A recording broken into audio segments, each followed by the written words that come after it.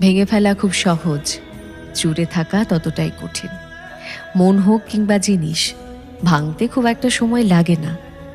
অথচ সম্পর্ক বা অট্টালিকা যেটাই হোক না কেন, সেটা গড়তে কতটা কসরত, কতটা সময়, কতটা ধৈর্য, কত পরিকল্পনা আর কত সরঞ্জাম লাগে বলতো।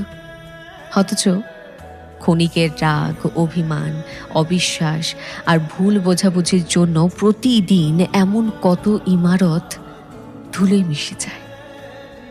জিনিস ভাঙলে আওয়াজ হয়, তার দাগ দেখা যায়, কিন্তু মন ভাঙার আওয়াজ, হয়তো সে আওয়াজ আর ক্ষত অদৃশ্য বলেই তাকে রিপেয়ার করার তাগিদটাও কম।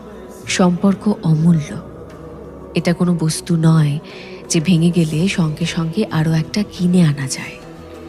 ধৈর্যের শেষ স্টেশন তো সেই বিচ্ছেদই।